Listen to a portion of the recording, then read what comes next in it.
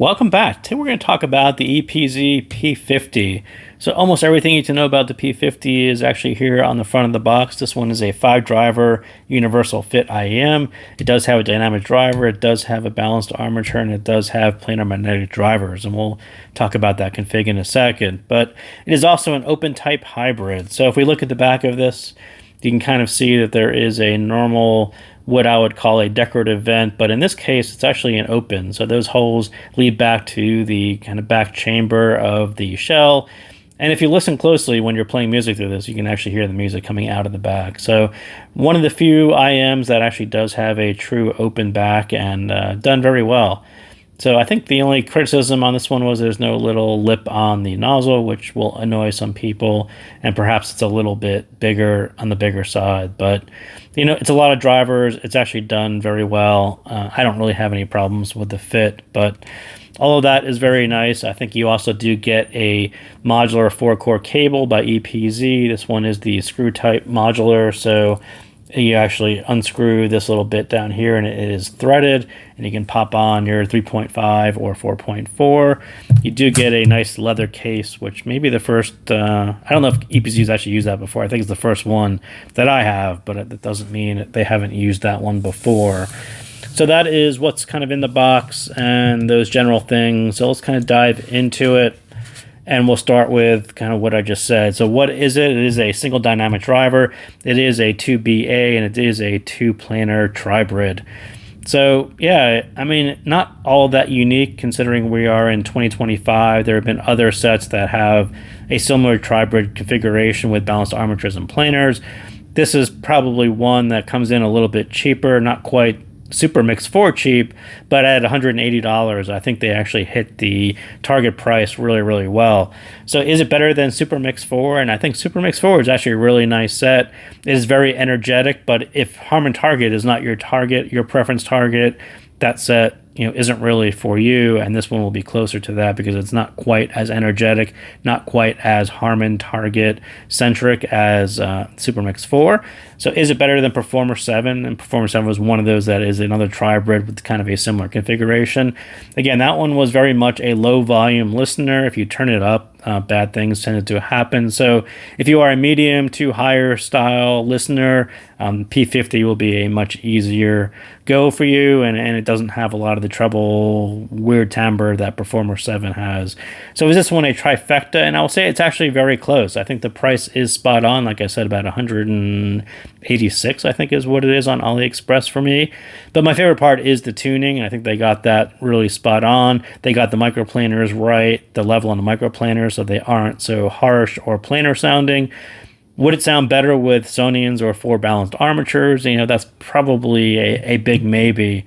But I think for the price and what they delivered, I think it's actually a very, very nice set, and is very close to a trifecta. I would say that, you know, if they had actually spent a little bit more money, it would be probably perfect. But for what it is, it's pretty much a very, very nice value for what it is, and probably a good hint at what's to come in 2025. Like, I don't think this particular configuration is going to be unique to P50 or what's come before. I think we're going to see a host of other sets using a similar configuration, because once you hear P50 and how it can be well executed and sound really, really general appealing, I think people are going to catch on and start using it. It's easier to get away with 2 balanced armatures than throwing 4 balanced armatures, 6, 8, and just using 2 planars to really fill in the gap of what you would normally have to do to get the same resolution of adding all those balanced armatures. So I do think this kind of 1-2-2 or 1-4-2 is going to be a very popular configuration going forward.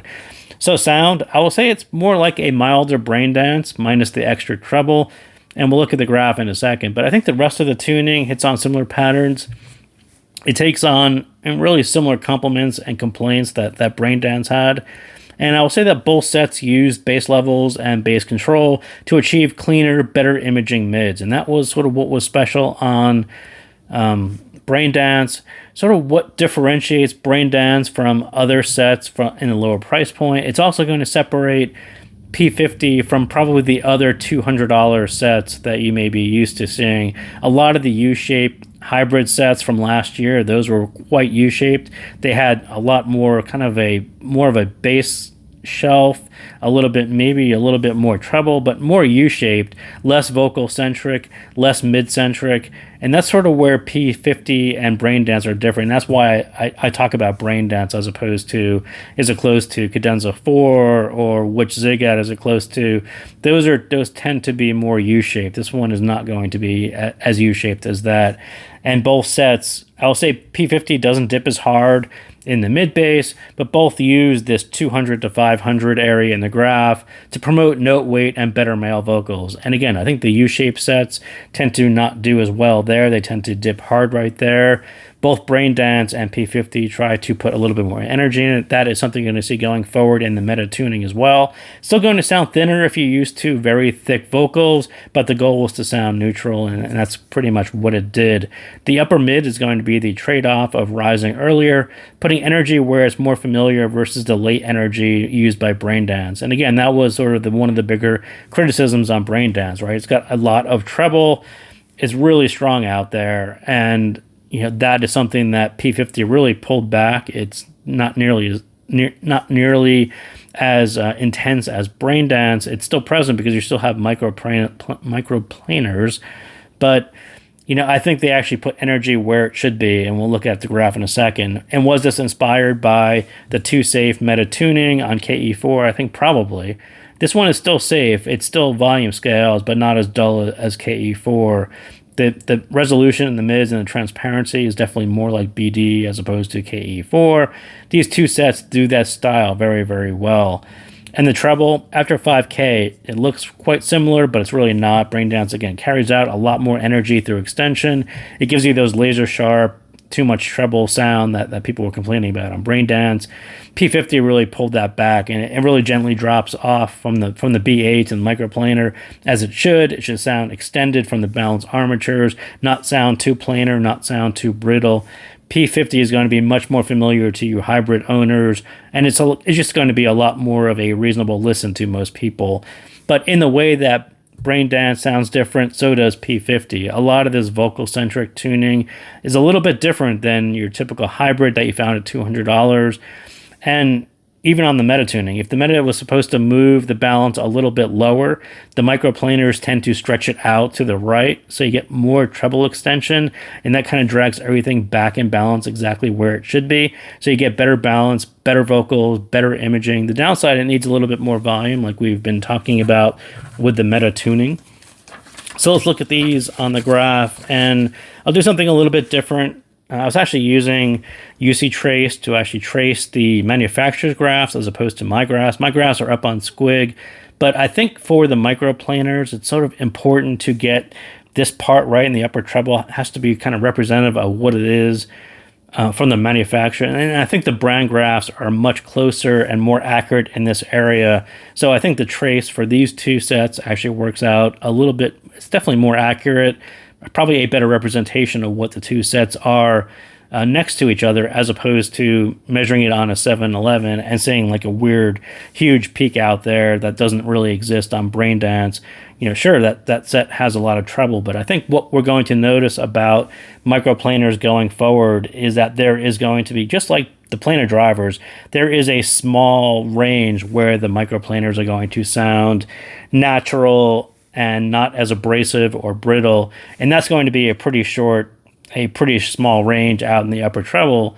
So when you're seeing the big swings out there, I think that is just going to be coupler tip issues as opposed to what it's actually tuned like. I think the tuning is going to be a really narrow band, and we'll see what happens going forward. But so two traces, these are the brand graphs from Braindance from Dunu, and this is the P50 from EPZ's graph. So you can kind of see right away, sub-bass, it actually dips the sub-bass a little more. Like I said, both sets actually used bass in a way to control how much was actually, the cleanliness of the mids, how much background bass there was to the mids. Both sets used this control, and Braindance actually had a little bit more sub bass, but then dipped the mid bass harder, and then P50 is almost the opposite. So they dip the sub bass, and that will give you cleaner mids.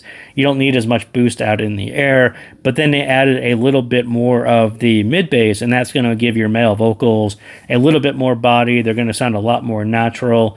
So you can kind of see exactly what they did. So a little bit more sub bass, Braindance dipped hard, but then tried to kind of retroactively pump in a little bit more body in that way. And you can see P50 essentially, you do a cleaner sub bass. This isn't going to be a sub bass focused set, but you are going to get better vocals from this mid bass.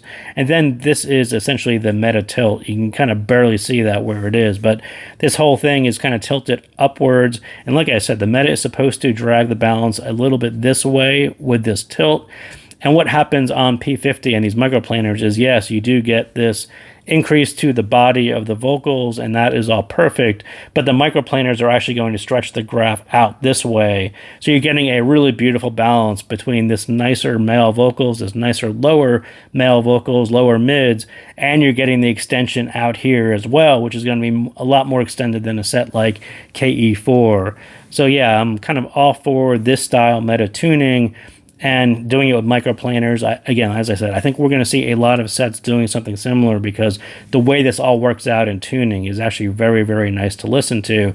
And as I said, there's a little bit more energy right here, a little bit where it's more familiar on P50, where that red is right there in the red. Braindance was actually a little bit lower. KE4 was a little bit lower. So those of you who have heard typical hybrid sets, you're used to hearing a little bit more energy right there in the vocals. Super Mix 4, that's kind of where that energy of Super Mix 4 rises about here, and then kind of carried over a little higher than both of those. But P50 kind of does a really nice, just put a little bit more energy there, so you don't have that dullness that KE4 does. We already have a nice lower, so just add a little bit more energy, so you don't need crazy volume on P50. Put the energy there, and then carry through kind of a nicer way to roll from the balanced armatures to the microplaner. And again, like I said, it's going to be very difficult to really differentiate these microplaner sets, because I think this W that you're going to see here is going to be something very common, and it's going to be hard to really say, well, from the graph, which one is super bright, which one is super not. So we'll see how this plays out. Like I said, I'm just trying this out just to see how it works, but certainly when you listen to Braindance, it sounds like the whole treble level is actually a lot higher than it is on P50.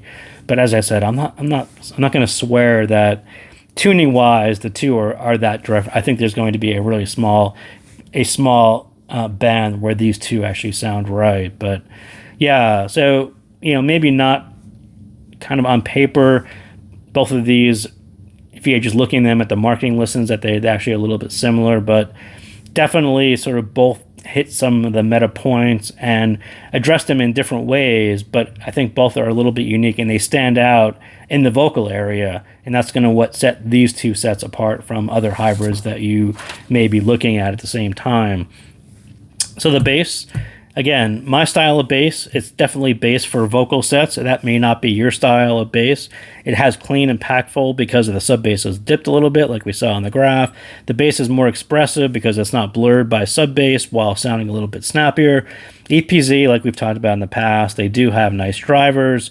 It's no different here, but perhaps venting out the back. Again, I do think that when you put your finger over the back vent and listen to it, I do think it is venting some of the sub bass out the back. I think that tilt to the bass, right? So that mid bass tilt that happens on the way they did the tuning, the way both of these sets did it. This little tilt is actually pretty strategic. This is a strategic mid bass bump. I think both of those things are balanced by the more extended microplaners like we talked about. This is really a mids priority set, not a booming bass set. But if you prefer that popular soft 10 dB sub-shelf that we saw on lots of U-shaped sets, this one is not like that. Mid-bass led genres are going to be quite good. I think even EDM is actually quite good because a lot of that tends to be mid-bass led. Sub-bass, probably not so much. Sub-bass is mostly vented, and that keeps the imaging very clean, very sharp. It also keeps the air in a really, really nice range. You don't have to bump up the upper treble as much because you don't have as much sub bass that is masking it. All of those things that we've talked about on other sets all happen on P50 and executed very, very nicely. So the mids, again, closer to meta in concept. Like I said, there's that slight tilt to give it a neutral weight, lowered upper to prevent the shout. The P50 adds a clean background. The BA text from the BAs, the microplanars. The mids are transparent, resolving, vivid, spacious. Imaging on both Braindance and P50, I think, are standout things. The downside, it's similar to Braindance in that it's going to sound a little bit drier, a little bit thinner if you're used to thicker sets. You don't have that, that bigger bass shelf that adds a lot of warmth to it that really smooths everything out. This is more of a clean and resolving set, and that's kind of exactly what it comes across. So I think that complaint on Braindance, that compliment on Braindance, depending on how you look at it, comes across on P50 as well. The upside, most $200 sets aren't going to be tuned like this yet, don't have microplanars, and I will say also, like normal planar drivers, the P50 may tell you that you need a better amp. It is a very resolving set. And I was just listening to Mac Miller, the Kids album, The Spins. So Mac Miller, his voice has that really nice sharpness to it. He's kind of had this really articulate voice. Empire of the Sun in the background for synths, really extended, really way up there in the treble. Really, really nice track to listen to on the P50. But I'm sitting there listening to it, and I have on my topping DX5, I'm not sure. Can the set be more resolving on a better amp? I think it was sort of telling me that you should try this on something more expensive, because there's a lot of potential here on the resolve, on these microplanars and the balanced armatures.